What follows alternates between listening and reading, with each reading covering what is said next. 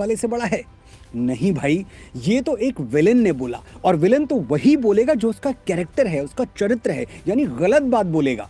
इसे फिल्म के राइटर का विचार नहीं माना जा सकता। पॉइंट यही है, जब फिल्म के डायलॉग उसके कैरेक्टर के विचार हैं, राइटर के नहीं, तो फिर श्री रामचरितमानस में खलनायक समुद्र के विचार बाबा तुलसीदास के विचार कैसे हो गए? श्री रामचरितमानस एक प्रबंध महाकाव्य है, जैसे नॉवेल या फिल्में होती हैं। प्रबंध साहित्य वो है जिसकी कहानी में एक स्टार्ट हो, एक मिडिल हो और एक एंड हो, और उसमें जो कैरेक्टर जैसा है उसके डायलॉग्स वैसे ही हों, यानी हीरो सही बात करे और विलन गलत। ढोल गंवार शूद्र पशु नारी सकल ताड़ना के अधिकारी, इस चौपाई को या इस डायलॉग को संदर्भ और प्रसंग के साथ, रेफरेंस टू कॉन्टेक्स्ट के साथ समझेंगे तभी बात समझ में आएगी। सीन देखिए पहले, श्री राम 3 दिन तक समुद्र से विनती करते रहे, मुझे लंका जाने का मार्ग दे दो भाई, मेरी पत्नी के प्राण संकट में हैं। समुद्र ऐसा अहंकारी के मार्ग छोड़िए उत्तर तक नहीं दिया। फिर श्री राम को क्रोध आ गया, उन्होंने चढ़ाई प्रत्यंचा और कह दिया कि मैं अहंकार की छाती में अग्नि बाण गाड़ने के लिए विवश हूं, भय बिन होए न प्रीत। बात तो सच है।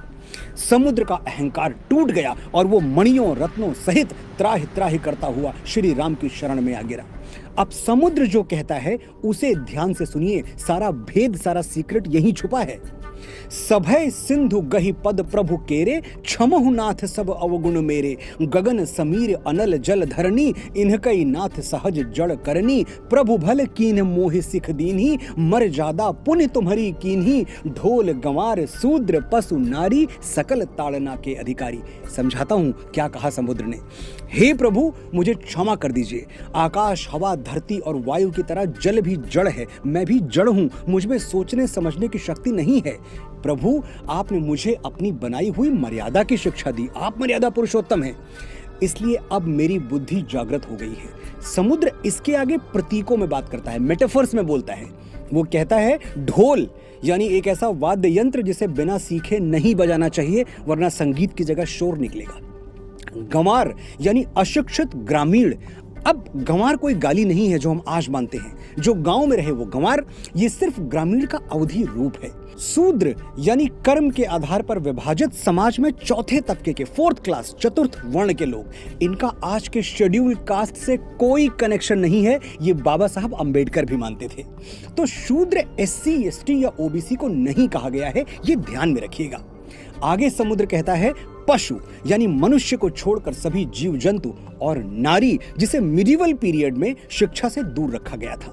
आपने जो शिक्षा मुझे दी है उस पर इन सब का भी अधिकार है। ढोल गंवार शूद्र पशु नारी, इन सबको ये शिक्षा मिलनी चाहिए जो आपने मुझे दी। समुद्र के ऐसे विनीत वचन सुनकर श्री राम उसे क्षमा कर देते हैं और फिर समुद्र के ही परामर्श से नल और नील समुद्र पर संसार का सबसे प्राचीन सेतु बना देते हैं, जिनके पत्थर इतिहास के अथाह सागर पर आज भी तैर रहे हैं। अब आप ही बताइएगा, ढोल गंवार शूद्र पशु नारी सकल ताड़ना के अधिकारी, ये श्री राम के थॉट्स हैं या गोस्वामी तुलसीदास के? दोनों के नहीं, ये विचार 100% 100% समुद्र के हैं और किसी भी एंगल से गलत नहीं है।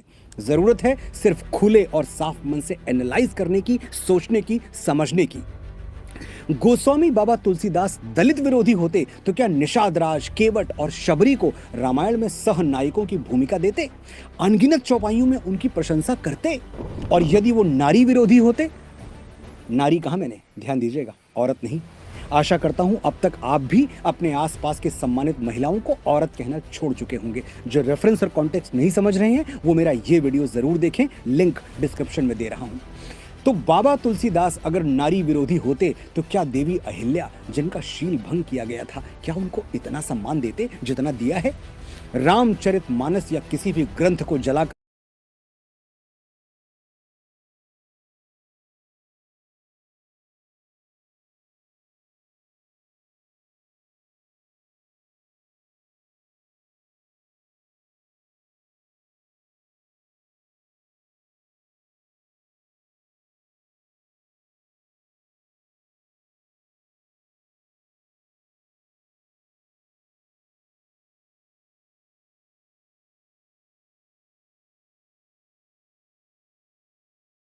आप बख्तियार खिलजी की टीम में शामिल होना चाहते हैं तो आपकी मर्जी, वरना सच तो यह है कि कुछ पन्ने जलाने से न राम की महिमा जलाई जा सकती है, न तुलसी का तेज। मैसेज एकदम क्लियर है, अफवाहों पर न जाएं, अपना दिमाग लगाएं। जय श्री राम, जय बाबा तुलसीदास।